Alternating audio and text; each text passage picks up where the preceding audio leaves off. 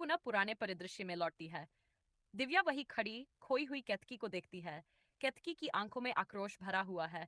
वह दिव्या से पूछती है, गंधर्व कर्कोटक कहाँ है? दिव्या कहती है, बाहर।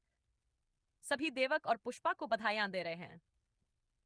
केतकी क्रोधित होते हुए कहती है, यहाँ मेरे प्राण निकलने को है और ये लोग मेरे ही शत्रु को बधाइयां दे रहे हैं।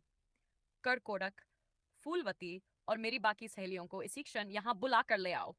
दिव्या सर झुकाकर जाती है। केतकी कक्ष की खिड़की खोल बाहर देखती है। बाहर जुगनू अपने प्रकाश को बिखेरते घूम रहे हैं। चंद्रदेव अपनी चांदनी बिखेरे हुए हैं। पुनः शरद पूर्णिमा आने वाली है। यह सोचकर केतकी के मन में एक टीस सी उठती है। वह बड़बड़ाती है, देवक और पुष्पा, तुम लोग कितने भी वरदानों का आवरण ओढ़ लो, मैं तुम्हें एक नहीं होने दूंगी। वह घूमकर अपने पलंग पर बैठती है। उधर देवक और पुष्पा कई अप्सराओं और गंधर्वों से घिरे खड़े हैं। सभी उन्हें बधाइयां दे रहे हैं। हेमा कहती है, सच मानो पुष्पा, तुमने भगवान शिव से प्रेम का वरदान पाकर हम सभी अप्सराओं में स्वयं को श्रेष्ठ साबित कर लिया है। संवरी कहती है, सोने पे सुहागा तब होगा जब इस बार के शरद पूर्णिमा के अवसर पर हो रहे उत्सव में श्रेष्ठ नृत्यांगना बनकर प्रधान प्रचारिका का पद भी प्राप्त कर लो। फूलवती कहती है, श्रेष्ठ नृत्यांगना बनने के लिए संगीत और नृत्य में पारंगत होना पड़ता है। अब प्रेम करने से प्रधान प्रचारिका का पद नहीं मिल जाएगा। फूलवती की बातों में ईर्ष्या का आभास हो रहा था। हेमा कहती है, हम अप्सराएं नृत्य और संगीत तो विरासत में लेकर ही जन्म लेती हैं। नृत्य संगीत में पारंगत होना तो हमारा जन्म सिद्ध अधिकार है। फूलुम सभी को अपने जैसा न समझो। सभी हंस देती है। कर्कोटक बीच में कहता है, देवी फूलवती तो नृत्य में किसी से कम नहीं है। फूलवती कहती है, इसमें हंसने की क्या बात है? शरद पूर्णिमा तो आ ही गया है। तुम सब मुझसे आगे तो बढ़कर दिखाओ। देवी केतकी को हराना तो बहुत दूर की बात है। संवरी कहती है, इस बार सब कुछ पलट जाएगा। हेमा कहती है, अरे चलो री, भोर हो गया है। देवी शची हम लोगों की प्रतीक्षा कर रही होंगी। सभी हंसती हुई जाती हैं। कड़कोड़क और फूलवती उन्हें जाते देखते हैं। माया कहती है, देखो इनके तेवर, एक वरदान क्या पा लिया, घमंड से चूर हो गए हैं। कड़कोड़क कहता है, हम इनका घमंड चूर चूर करके रख देंगे, देखते हैं ये कैसे एक होते हैं। मैं प्रतिदिन पुष्पा से प्रणय निवेदन करूंगा, देखता हूं कितने दिन अस्वीकार करती है और फिर उसकी आलोचना दरबार में कर दूंगा। तभी दिव्या आकर उनसे कहती है कि देवी केतकी उन्हें बुला रही हैं। फूलवती मुंह बनाकर वहां से जाती है। कड़कोड़क भी उसके पीछे जाता है। अप्सरा केतकी अपने प्रांगण में विचारों में खोई चहलकदमी कर रही है। उसी समय दिव्या के साथ कड़कोटक, फूलवती और अन्य लोग आते हैं। सभी केतकी को प्रणाम करते हैं। केतकी अपने आसन पर विराजमान होती है और बाकी लोगों को भी बैठने का इशारा करती है। फूलवती बैठते हुए कहती है, पुष्पा तो प्रधान प्रचारिका बनने के स्वप्न देख रही है। माया कहती है, देवी रानी शची की विशेष कृपा भी है उस पर। कर्कोटक कहता है, विशेष स्नेह होने का अर्थ यह नहीं कि देवी रानी शची दूसरों के साथ अन्याय करेंगी।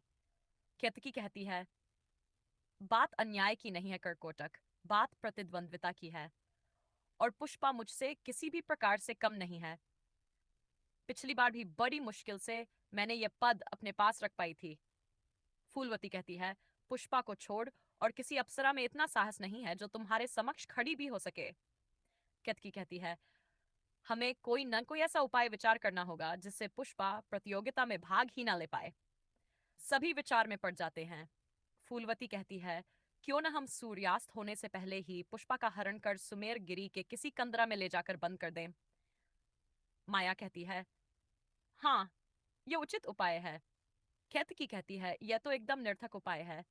जैसे ही सूर्यास्त के पश्चात पुष्पा दिखाई नहीं देगी तो देवी रानी शची उसे ढूंढवाएंगी और न मिलने पर दिव्य दृष्टि से उसे ढूंढ निकालेंगी। फिर हम सब दोषी ठहराए जाएंगे और दंडित होना पड़ेगा। सभी पर उपाय का विचार करने लगते हैं। कर्कोटक कहता है, एक उपाय सूझा है। सभी उसकी ओर देखते हैं। वह कहता है, हमें नृत्य के अवसर पर मैं मध्य में संगीत उपकरण को इस प्रकार छेड़ दूंगा कि वह कुछ क्षण समझ नहीं पाएगी और बस इतना अवसर तुम्हारे लिए बहुत होगा। जब तक वह समझेगी तब तक उसका लय टूट चुका होगा और फिर वह ढंग से नृत्य नहीं कर पाएगी। केतकी प्रसन्न होकर कहती है, हाँ, ये उचित रहेगा पर सावधानी से करना होगा। वहाँ संगीत के महारथी भी होंगे। वे लोग ताल को पकड़ सकते हैं और तब हमें देवी रानी के कोप का भाजन बनना पड़ेगा। कर्कोर कहता है, तुम निश्चिंत रहो, किसी को समझ नहीं आएगा। सभी प्रसन्न होकर उठते हैं। महारानी शची के दरबार में देवक और पुष्पा नीचे विराजमान हैं। उनके सामने देवी रानी शची अपने सिंहासन पर विराजमान है। वह उन्हें गर्व भरी नजरों से देखते हुए कहती है, तुम दोनों के साहस और उत्साह का जितना भी गुणगान किया जाए कम है। मेरी भी यही शुभकामना है कि तुम दोनों पर भगवान शिव की कृपा सदैव बनी रहे। पुष्पा, तुम्हारी विनम्रता और शीलयुक्त स्वभाव के नाते मैं तुमसे अत्यधिक स्नेह करती हूँ। ये किसी से छुपा नहीं है। मेरी इच्छा है कि तुम इस बार मेरी प्रधान परिचारिका बनकर मेरे समीप रहो। पुष्पा प्रसन्न होकर कहती है, आपका बहुत बहुत आभार है महादेवी। आपकी आज्ञानुसार इस बार मैं प्रतियोगिता को जीत कर ही रहूंगी। महादेवी शची देवक से कहती हैं, देवक, शरदोत्सव के प्रबंध का समूचा कार्यभार मैं तुम्हारे सुपुर्द करती हूँ। देवक सर झुकाकर कहता है, जो आज्ञा महादेवी। अगर चाहें तो अगला भाग भी इसी